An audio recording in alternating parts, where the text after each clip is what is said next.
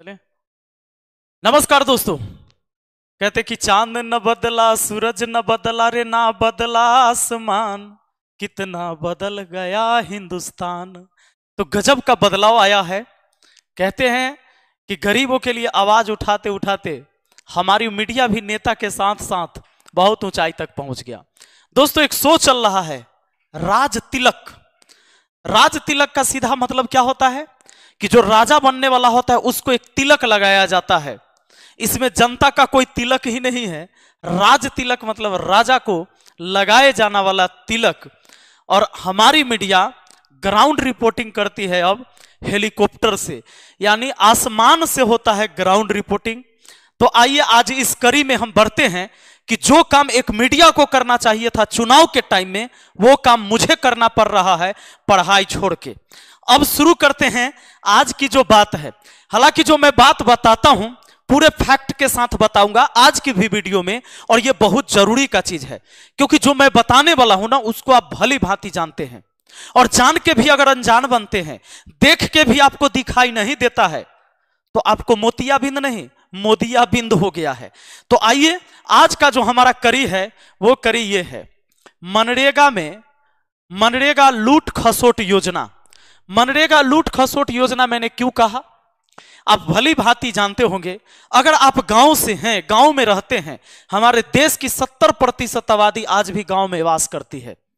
मेरे दोस्त, अगर आप गांव से हैं तो ये जो पशु शेड योजना के बारे में आपने सुना ही होगा, जब में मुखिया जी पैसा खा गए।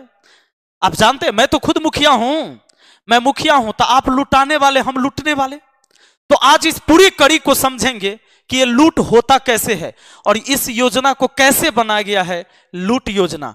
और ये योजना जिसके लिए बनाया गया है उसको वास्तव में मिल ही नहीं सकता, वो ले ही नहीं सकता। आप में से कितने लोग होंगे, सच बताइएगा दिल पर हाथ रखे, चाहे आप किसी जाति, किसी धर्म, किसी पार्टी से हैं, कि आप अपने मुखिया के पास गए होंगे तो आप कहोगे कि पशु शेड दे दीजिए, तो या तो वो बनवा दिया होगा तो गड़बड़ बनवा दिया गया होगा, और आप बनाए होंगे तब पैसे नहीं पूरा होगा। आप में से अक्सर व्यक्ति ऐसे ही होंगे। हां, अगर आप उसमें से होंगे जिसको जरूरत नहीं था फिर भी ले लिया होगा, तब आपको कोई दिक्कत नहीं हुआ होगा। लेकिन जिस शख्स के लिए, जिस व्यक्ति के लिए यह योजना बनाई गई, उसको वास्तव में आज भी धरातल पर नहीं पहुंच पा रहा है, ना मिल पा रहा है। इसका सबसे बड़ा रीजन अभी बताऊंगा दोस्तों। सबसे पहले आप एक बात जान लीजिए कि यह जो मनरेगा योजना आई थी, ये मनरेगा योजना रघुवंश बाबू का, रघुवंश प्रसाद जी का देन है। ये खासकर अकुशल मजदूर के रोजगार के लिए ये योजना लाई गई थी कि अकुशल मजदूर बेरोजगार न रहे। इसके लिए बहुत शानदार काम किया गया था, और इसमें इतनी शानदार काम होती, इतने ज्यादा काम है, मतलब देश का एकदम रीढ़ है समझ लीजिए योजना। लेकिन ये लूट खसोट योजना कैसे बन गया मैं बताऊंगा।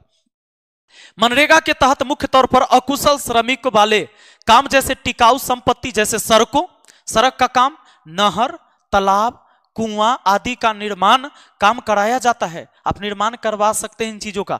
साथ ही जल संचयन, सूखा राहत, बाढ़ नियंत्रण के लिए आधारभूत संरचना का निर्माण, भूमि मतलब क्या गेट फाटक जो नहर उहर में बनता है वो सब का निर्माण करवा सकते हैं। भूमि विकास, बागवानी, लघु सिंचाई, विभिन्न तरह के आवास निर्माण, खरंजा यानी ईटा वाला जो सोलिंग रोड करवाते हैं। अब बताइए अगर एक योजना से ये सारी काम होती है और इसमें रोजगार मिलता है। आपको पता है 2014 में 14 करोड़ मजदूर इसमें काम करते थे। 2014 में मनरेगा के तहत 14 करोड़ लोग काम करते थे। ये देश की बहुत बड़ी आबादी थी जो मजदूरी करती थी। लेकिन आज ये योजना एकदम बर्बाद है। अब आपको हम बताते हैं दोस्तों, ये जो पशु शेड योजना है जिसके बारे में आप जानते होंगे कि अगर 3 पशु के लिए योजना मिलती है तो 75 से 80 हजार रुपए मिलता है, जिसमें गाय, भैंस इनको आप पाल सकते हैं।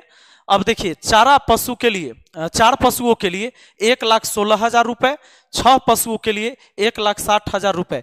और करना क्या होता है, ऐसे ही एक शेड बनाया जाता है, इसमें 3 पशु के लिए नाद बनाए जाते हैं कि 4 पशु के लिए, उस हिसाब से ये योजनाएं हैं।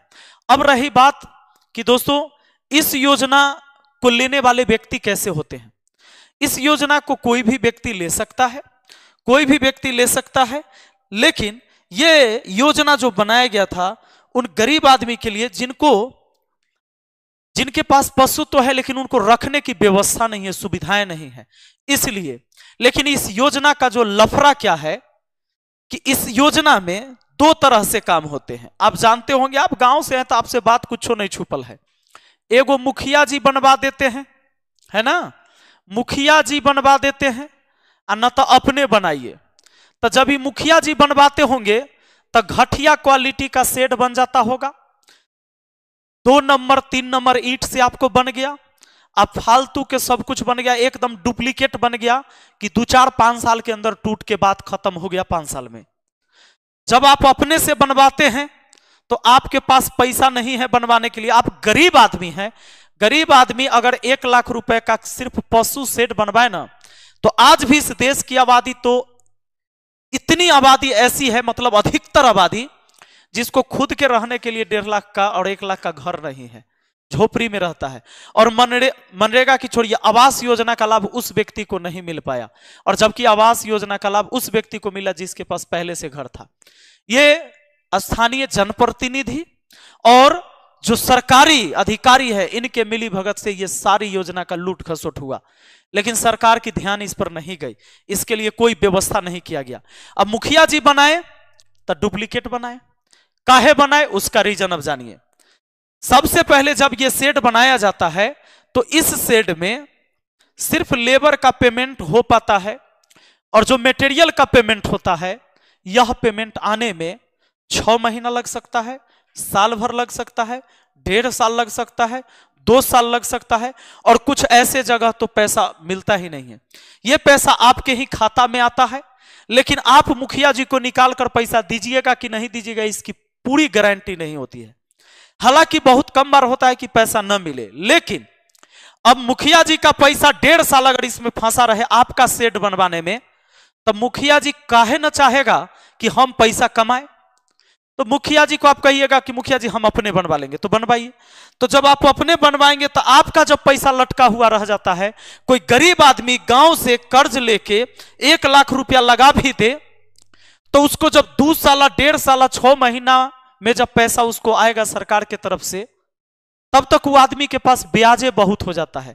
आप जानते हैं, एक गांव में एक साधारण व्यक्ति अगर ब्याज पर पैसा ले तो 3 रुपये सैकड़ा से कम नहीं है। 3 रुपये सैकड़ा महीना होता है, 12 महीना का ओकर बेचारा का ब्याज हो गया 12-36%, यानी 100 रुपया पर 36 रुपया ब्याज।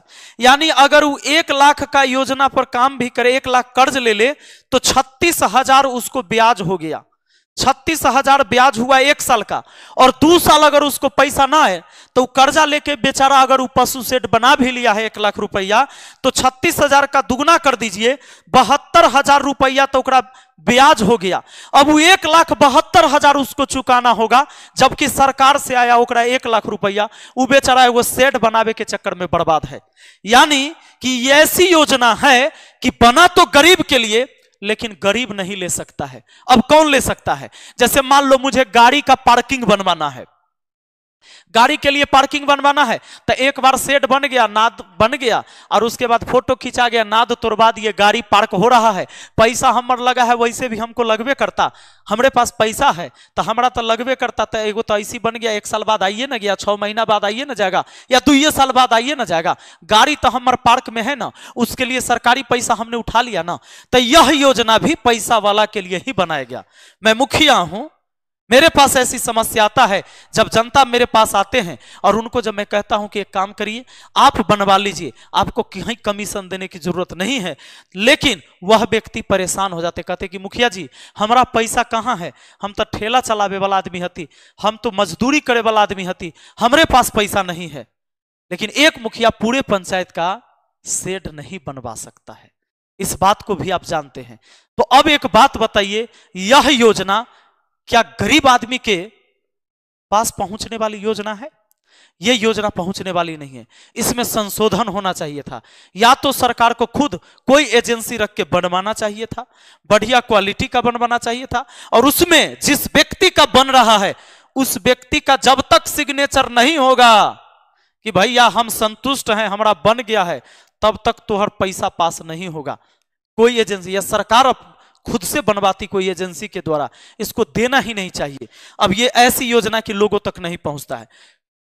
ऐसे व्यक्ति जो मजदूर टाइप के लोग हैं, इनको अगर जरूरत, जिनको रहने के लिए घर नहीं है, ये पशु को रखने के लिए कहां से लगा पाएंगे 1,60,000 या 1,00,000 रुपया? ऐसे लोग गांव में ऐसे अक्सर घर मिल जाएंगे। 50% से ज्यादा घर आपको ऐसे ही गांव में मिलेगा। बहुत सारे ऐसे गांव है। लेकिन उस मीडिया को कैसे दिखेगा जो हेलीकॉप्टर से आएगा? हेलीकॉप्टर से आएगा उस समय तो बेचारा के छप्पर ऊपर और नीचा से धूल माटी उड़ने लगेगा, दिखाई नहीं देगा। देश की मीडिया को जब चुनाव हो तो 5 साल के सरकार के काम की समीक्षा दिखानी चाहिए कि सच में सरकार ने इस क्षेत्र में बहुत अच्छा काम किया, इस क्षेत्र में काम अच्छा नहीं हुआ। और ग्राउंड रिपोर्टिंग ग्राउंड पर जाकर होना चाहिए था, हेलीकॉप्टर से नहीं हो पाएगा मेरे भाई। कहे कि हेलीकॉप्टर सब जगह कैसे उतरेगा, हेलीपैड बनेगा तब ना। तो मीडिया के पास तो भाई लग गया है हथकड़ी, तो कैसे दिखाया जाएगा? और जब हमरा जैसा आदमी दिखाएगा तो तोड़े में से दूगो आकर हमरा गरियाएगा, ए मास्टर है, मास्टर पढ़ावे के काम करो ना, तो ये क्या बकवास कर रहे हो, मास्टर हो के नेतगिरी कर रहे हो, मास्टर को राजनीति में नहीं बोलना चाहिए। कहा है कि मास्टर पढ़ल लिखल होता है, इसीलिए राजनीति पर बात नहीं करना चाहिए। हैं? कौन बात करेगा?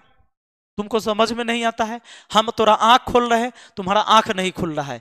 ये सच्चाई जो इस योजना के बारे में बताए, आप में से अगर किसी ने लाभ लिया होगा तो तुम्हारा कमीशन में उतना पैसा चल गया होगा कि तोहर सेट नहीं बना होगा। और कोई गरीब आदमी होगा तो ओकरा ऊपर कर्जा हो गया होगा। जो मैंने आंकड़ा बताया है 100% सही है। अगर सही नहीं है तो सरकार को बोलो कि हमरा जेल करवा दे झूठा आरोप में। इस योजना की सच्चाई जो हमको बताना था वो बता दिए। आप इसको कैसे सीखे, कैसे समझे, ये आपके ऊपर निर्भर करता है। जो भी आपके अंदर चल रहा होगा, मन में जो विचार ख्याल आ रहा होगा, कमेंट जरूर करिएगा ताकि हमें पता चले कि आप इन चीजों के बारे में कितना जानते हैं। चलिए मिलते हैं फिर अगली वीडियो में। Thank you. जय हिंद, जय भारत।